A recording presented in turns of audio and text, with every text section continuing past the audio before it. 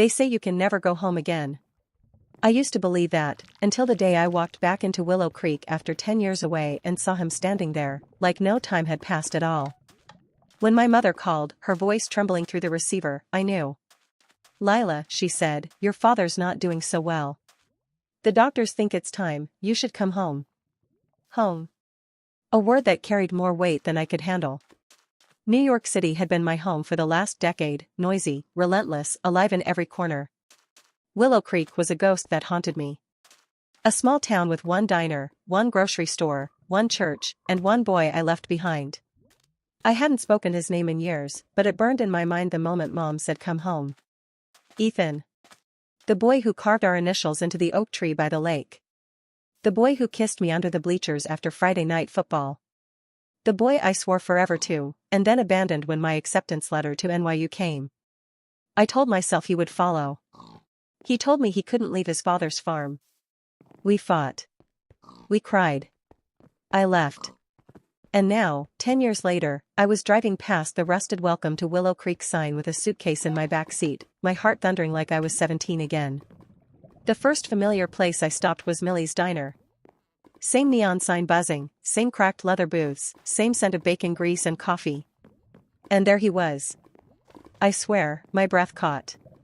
Ethan stood behind the counter, apron dusted with flour, forearms strong, hair longer but still the same rich chestnut. He turned, saw me, and froze. The coffee pot in his hand nearly slipped. Lila? His voice was lower now, rougher, but unmistakable. I managed a nod. Hey, Ethan. The diner went quiet. Millie herself peeked from the kitchen, eyebrows arched.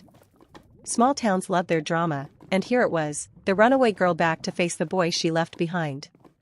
He set the pot down and walked over. Not a smile, not a frown. Just studied me. You're back, he finally said. Just for a while, I whispered. For your dad. He didn't make it a question. I nodded. Silence stretched. My heart screamed to say something, anything, but all I managed was. Coffee, please.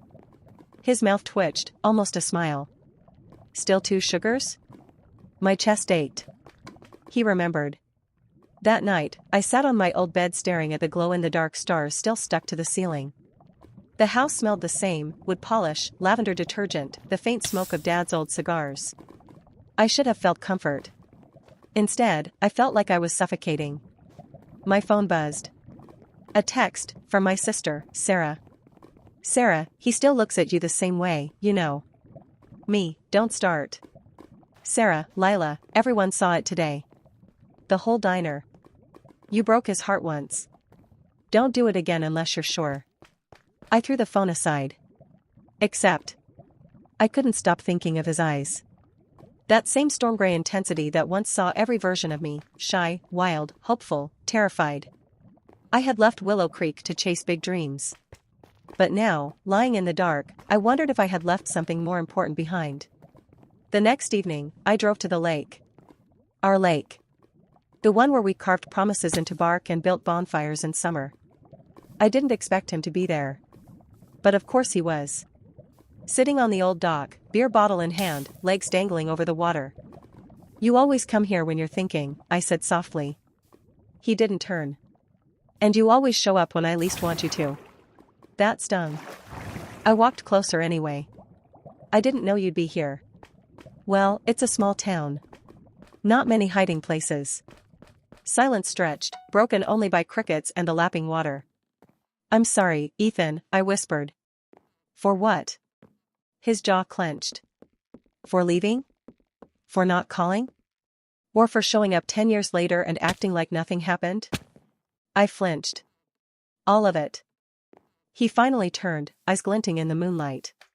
Do you know what it's like to love someone so much it hurts, and then watch them drive away without looking back? Tears stung my eyes. I looked back every day. Not enough. The words hit like a punch. I sank onto the dock beside him. I thought I was doing the right thing, I whispered. I thought I had to prove myself, to become someone, and then maybe I'd come back and you'd be proud. His laugh was bitter. I was already proud, Lila. You were everything to me. We sat there, hearts broken all over again, until he finally stood. "Don't dig up the past if you're not staying," he said, walking away. Days passed in a blur of hospital visits and whispered prayers. Dad was stable some days, fading others. Mom tried to be strong, but I saw the cracks. And Ethan? He was everywhere. Helping Mom carry groceries. Fixing the broken fence. Always close enough to remind me of what I'd lost, never close enough to hold. Until one night. I was leaving the hospital, rain pouring, car refusing to start. Panic rose, until headlights appeared. Ethan's truck. "Hop in," he said. The drive was silent except for the rain hammering the roof. Finally, I whispered, "Why are you still so kind to me?" His hands tightened on the wheel. "Because no matter how much I try to hate you, I can't." My chest cracked open. Tears spilled before I could stop them. "Ethan." He pulled over suddenly, tires splashing mud. Turned to me, jaw tight. "Do you even know what you want, Lila? Because I can't do this again. I can't let you in just for you to leave." I reached for his hand, trembling. "I don't know where I belong anymore. But when I'm with you, I feel like I do." He stared at me, then kissed me. Fierce, desperate, everything I remembered and more. And just like that, 10 years dissolved. We spent the following weeks dancing around what we were. Stolen kisses, late-night talks, laughter over pie at Millie's. But the question loomed, was I staying? One evening at the lake, he asked it outright. "New York or here?" His voice cracked. "You can't have both, Lila." I froze. "Ethan, my whole career is there. My life." "And what about our life?" he cut in. "The one we could have if you stayed?" Tears spilled. "Don't make me choose like this." His gaze softened, but his voice stayed firm. "You already chose once.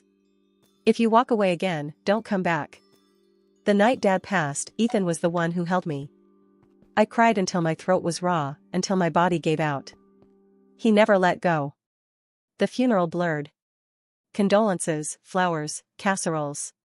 But through it all, Ethan's steady presence anchored me. And then I knew. Life was too short to keep running from what mattered most. That evening, I walked to his farm. Found him fixing the fence, shirt soaked with sweat, hair falling into his eyes. He looked up, startled. "Ethan," I whispered. He wiped his hands. "Lila. I'm staying." He blinked. "What?" "I'm staying here. With you. If you'll still have me." For a heartbeat, silence. Then his arms wrapped around me, lifting me off the ground as he kissed me like the world had finally aligned. It's been a year now. I teach at the local school. We renovated the farmhouse together. Our initials are still carved into the oak tree, but now we've added another line, forever, for real this time. Sometimes, when the sun sets over the lake, Ethan pulls me close and whispers, "You came back." And every time I smile through tears. Because I finally understand. Home isn't a place. Home is him.